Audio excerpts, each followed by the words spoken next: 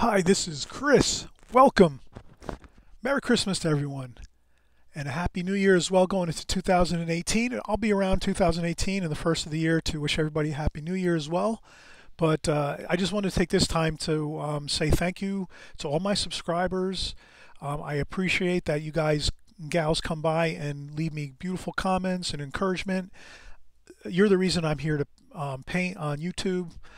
I always made it a point when I started my YouTube channel that my main goal and focus was to just come here on the channel and on YouTube and just paint, have fun, share my knowledge, and try to, I guess, help anyone that's coming along in watercolors, maybe beginners especially. I always have a heart for beginners because I know it's tough when you're first starting out. There's all those pitfalls and discouragement, and there's people commenting on your work, how it doesn't look good or whatever else. There's a million pitfalls with when you first start out. And also too, I consider myself like I really feel like my heart goes out to artists that are a little better, that are maybe, starting to get really good at their art, at their watercolor paintings, because then you get a whole new dynamic of people starting to try to knock you down a few pegs. You're doing good, and next thing you know, people are like, oh, give it up. You don't, you never make it as an artist. All the stuff you hear when you're getting a little better. So it's like two different spectrums. Like in the beginning, people are more kind to you and they try to, lift you up and help you a little bit as you start. Everyone loves an underdog, right? Then as you get a little bit better, then people want to knock you down a peg or two, because maybe you're going to maybe make them look bad or something. I know this is kind of like a little philosophy. Philosophy is the word I'm looking for. This is a little bit of philosophy with the watercolor art world. But in essence, it doesn't matter. No matter where you are in your art career, whether you're young or you're middle aged or you're a little older, we all go through different experiences. But there's no reason why anyone can't have some shows or display their art publicly or get out there more and sell their paintings. Or, I guess it's just feel free with your art to take it as far as you want to the next level, to, notches and levels unknown. Whatever you want to do, it's your art. You're the artist. Have fun with it, enjoy it. And we're just here. We're like a forum together. You guys ask me questions. I give you my idea on things. And I also take constructive criticism too as well. Sometimes people make comments and say I'm not doing something correctly, and I take it to heart and try to think about it, and maybe I am doing something incorrect, and that's fine. I'll try to make it better the next time or so forth. So I try to stay humble about things. But instead of getting, too much on off on a tangent here, let's have a little fun. It's the Christmas spirit here. We're not getting too serious today. We're just having fun. Everyone's busy. We're shopping, spending time with our loved ones. We don't want to worry too much about getting into too much detail here. So today we're going to look at swatches. Here I've done some really fun, cool looking swatches. You'll probably agree. These are very colorful, interesting looking. So now I'm going to say, how did we create those interesting swatches? So you might ask yourself that question. Well, it's very, very simple. First I just did a quick pencil outline, squared off an area, and then I started to work within those boundaries that I created. Now this is much like a painting. If you're going to do a painting,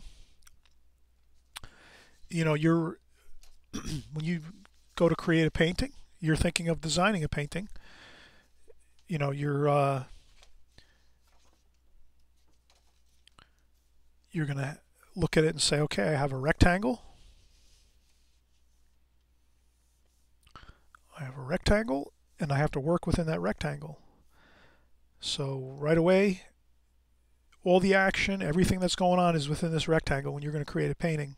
Whether this paper is 8.5 by 11 or 24 by 36, whatever the size of your canvas or your painting is, you're forced to deal with everything within there. So everything is kind of like subject to the borders of that rectangle. So then you start thinking about how is everything going to look inside this? Where am I going to put my subject matter? Am I going to put it in one of these 4 areas? Am I going to put it in the middle, right here, and then section off the painting in a grid pattern and maybe make some more interesting stuff over here? So it's up to you. You're the artist. You're going to decide on all these different things as you create your paintings. So here we're just looking at swatches and we're saying, okay, swatches are great because if we practice these, we can practice our brush strokes. Brushwork is incredibly powerful and important in a watercolor artist's toolbox of things to master. So let's take a look here how I did these. Okay, so let's start right from the top here. This first swatch, of course, I mixed up the colors really nicely. These are Christmas colors, the reds and the greens and the blues. I went with different size stripes. How did I do that? Very simple. I have a medium-sized brush here. This is like a number 6, I believe. It's a number 8, Escoda, Charles Reed series. And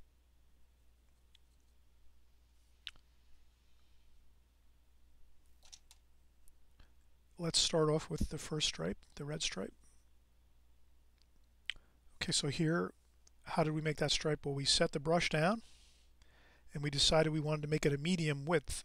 So we press our brush down to a medium width and we control that by sliding our hand across the page and we lift up.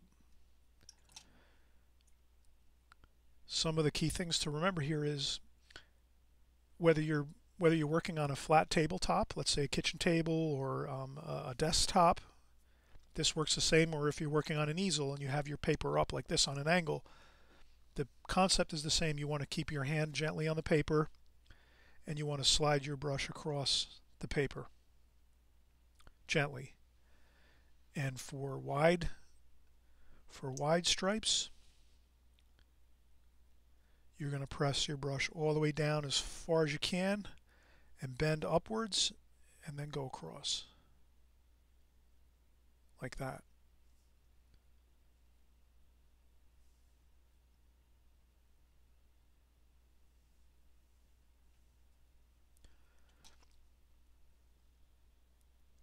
And then for these more narrow,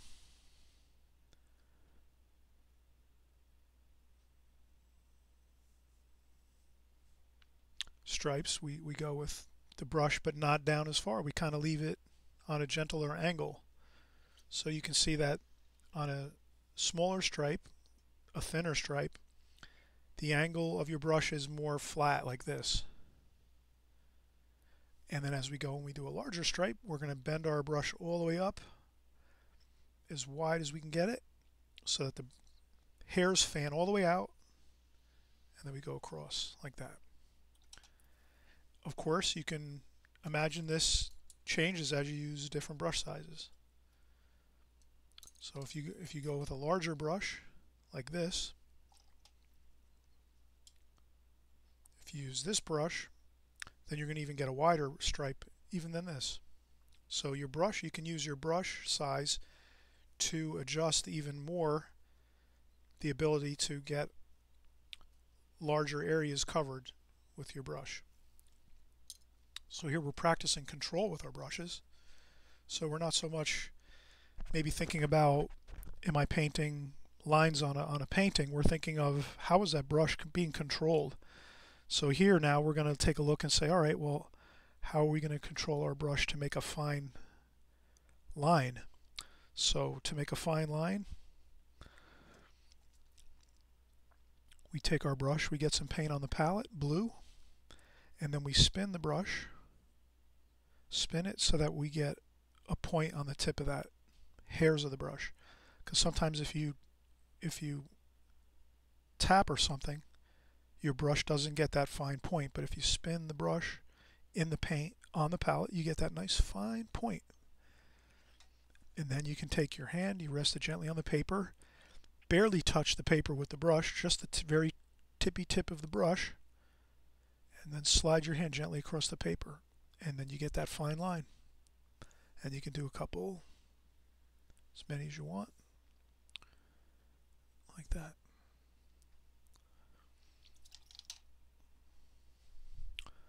So these are techniques you can practice, and again, that's why you'll always hear me say that I have a lot of videos. I have 250 videos now.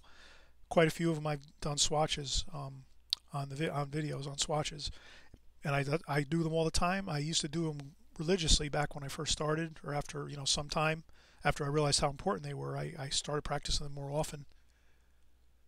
But yeah, it can really help you. Like if you're in the middle of a painting or something and you're trying to do a difficult section, if you've practiced all different kinds of techniques with your brush, you can really kind of like zip through a section and it doesn't give you too much trouble. Whereas if you're kind of struggling with your brushwork, then a section of a painting that you might be trying to accomplish that's kind of a little more technical might give you more of a problem. So, okay, so we did some parallel brush strokes, and we kind of saw how we fanned out the brush to make the wide stripe. We pushed the brush down and widened out the brush really far, and then slid it across. For the medium, we just left the brush pretty normal. Hand on the paper, on the page, just gently sliding across, leaving the brush at a normal width. And then of course when we did our fine lines, we just barely touched the paper and we slid our brush across to get that fine line. And now we can do some verticals. Let's do some vertical stripes. Let's maybe go with some interesting color here. Let's go with some orange, cadmium orange. Okay, okay, so here we're going to do an upstroke. So here you're just, instead of going sideways this way, you just turn your brush this way and you do a vertical this way. And you just press and go upwards like that. Then you can take your brush, since it's already fanned out, you can kind of see how that's really pointy, the brush. And you can use that to fine tune and make a nice pointed square edge on your swatch here. And let's try a olive green. Let's try a downstroke. So this can be really an issue and challenging if you have no paper toward the back. So right now I'm going off the paper and there's nothing, so I'm actually going to turn upwards. See if I can turn my brush upwards like this. That's a little more difficult to do if you're running out of paper on the bottom of the painting. So sometimes that's another thing you have to watch out for, is how much paper do you have left, because if our technique is to rest our hand on the paper a lot and paint that way, sometimes you're going to run off the paper and you're not going to have anything to rest your hand on. So sometimes that might mean that you might need to use larger paper, or have something like a larger board set up so that your paper is on the board and then you have lots of extra board on top of your painting. Like here, I have a board. It's probably about 2 feet wide, and it's about 16. So it's a 16 by 23 board. And if I put a piece of paper on here and tape it down, I have plenty of room to slide off of the paper, and I still have places to rest my hand on, like that.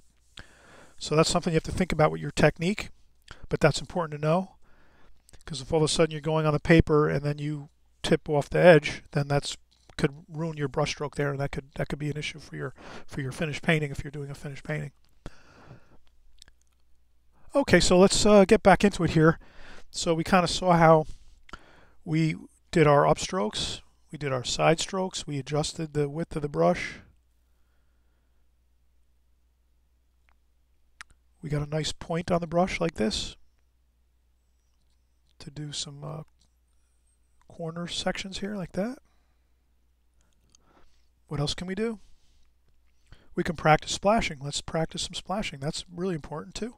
If you like to splash, that's part of my technique, a big part. So here we'll do some splashing. Got to practice that too. Okay, that's some decent amount of water on the brush. Let's use even more water. Let's use a lot of water on the brush. There we go. See, there's differences there. There's really fine spattering. There's even more fine than that. Very little water and just a little bit of paint, and you get the really fine speckles. Okay, everyone, practice everything. We'll see you next time.